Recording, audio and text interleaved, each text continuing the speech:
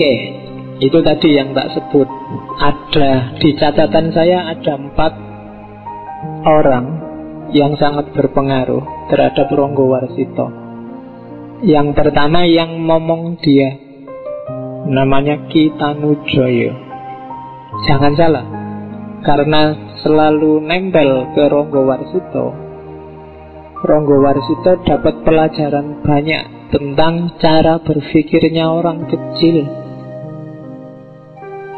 Jadi itu penting. Jangan salah, karena orang-orang di sekelilingmu itu menentukan caramu berpikir.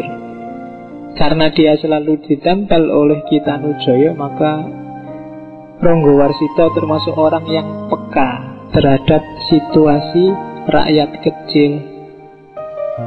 Kalau yang di sekelilingmu orang bangsawan semua, orang besar semua, orang elit semua, susah kalian bisa menangkap apa yang terjadi di masyarakat kecil. Dan itu keuntungannya Ronggowarsito.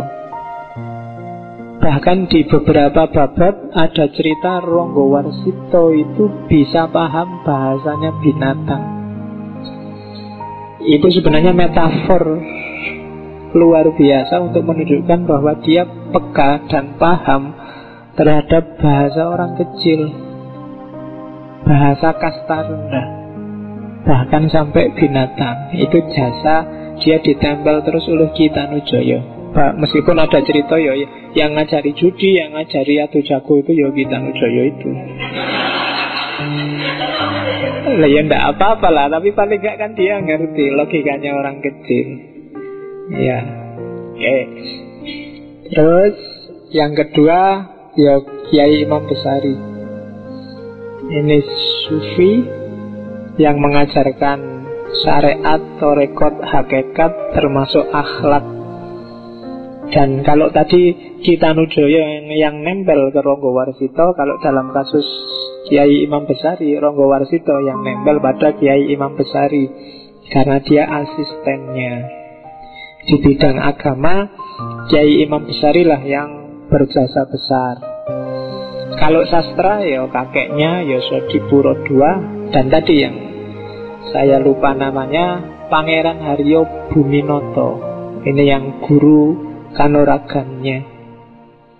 Jadi penting juga kalian olahraga, tidak cuma olah jiwa, untuk membangun kepercayaan diri, harga diri juga. Keteguhan hati, keteguhan iman itu mensana in corpore sano. Maka didikannya Pangeran Haryo Buminoto itu bikin seorang Ronggowarsito merasa kukuh, merasa teguh, tidak penakut. Saya tidak tahu anak zaman sekarang apa masih ngerti bangsa-bangsa dunia kanuragan. Mungkin 1-2 masih ada yang tertarik. Atau mungkin era sekarang kanuragannya beda. Skillnya bukan lagi skill jurus, tapi skill IT misalnya. Yang tidak bisa IT, pontang-panting. Itu mungkin kanuragannya beda. Yang penting kamu punya andalan, biar pede. Karena hidup itu paling tidak 1-2 harus ada yang bisa dibanggakan, baru kepalamu bisa tegak. Kalau nggak punya, bikin. Kalau nggak ada, bikin. Latihan. Latihan apa? Nggak ketang kamu bisa nyervis laptop apa HP rusak, kan ada kebanggaan. Aku loh bisa nyervis. Kan ada, paling nggak ada itu. Kalau nggak punya itu, kepalamu nggak bisa tegak. Syukur-syukur banyak keahlianmu. Dan itu lumayan untuk bangun kepercayaan diri. Oke, jadi ini yang mempengaruhi, yang membentuk cara berpikirnya seorang Ronggowarsito. Maka kamu juga kalau ingin jadi orang besar, pinter-pinter nyari orang yang kamu tempel, atau pilihlah siapa yang boleh nempel kamu. Itu akan bentuk dirimu. Jangan sembarangan. Yang sembarangan buat friend biasa aja. Cuma untuk yang dekat dan berpengaruh, pilihlah, sortirlah. Atau kalau kamu sedang tidak dekat padahal itu penting, kejarlah. Kalau di sufi orang disuruh cari mursyid. Jadi kenapa itu untuk membentuk dirimu? Kalau tidak, kamu tidak akan jadi apa-apa. Ya orang besar itu kan ada yang dikejar sendiri, ada yang memang karena nasib.